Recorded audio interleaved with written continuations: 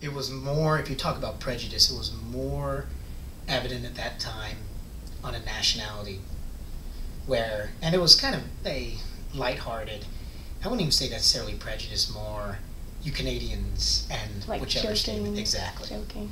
you know, and you start to determine what you, and distinguish what you tolerate and what you accept, you know, and a lot of that has to do with the heart of the person that's speaking to. My good friends might crack jokes about Canadians, whatever.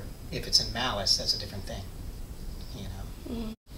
96, maybe going into 97, a good friend of mine, Liz Bielefeld, who I played soccer with at Furman, really my best friend at the time, we went to a IHOP, International House of Pancakes, in Travelers Rest, South Carolina, and they refused to serve us.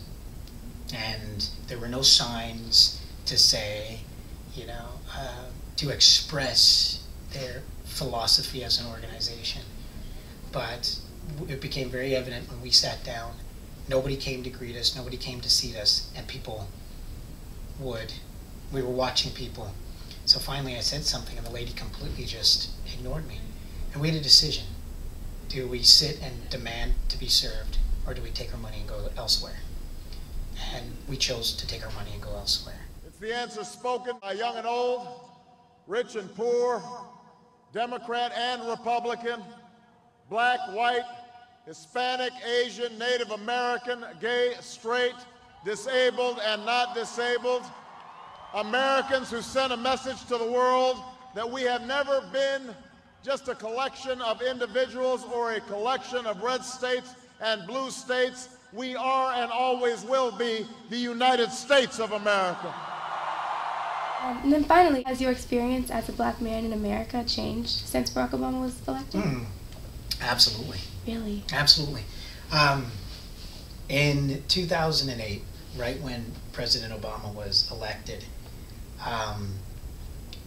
as black men, I can tell you, and I do know this because we sat down and spoken to a lot of my African American friends, males. We felt like we've been represented finally, like we've been, and we're going to talk about representation. Beforehand, the image that went out ahead of me across the world was what Hollywood depicts a black man should be like, or an African American man should be like. Angry, criminal, broken family, uneducated, illiterate, all of these things. That wasn't my history. That wasn't my experience. I felt terribly criminalized. Now suddenly we had an image that went out ahead of us in what I believe one of the most honorable and prestigious positions in the world, and he looked like me. Similar to brainwashing, Adolf Hitler convinced the people of Germany that the Jewish people were the cause of all of their troubles. During the 12-year Holocaust, more than 11 million people were murdered. Jews mainly, but other discriminated races, religions, and backgrounds were murdered as well. Over 1.1 million children died during the Holocaust. Yes, black men as well as white men would be guaranteed the unalienable rights of life, liberty, and the pursuit of happiness.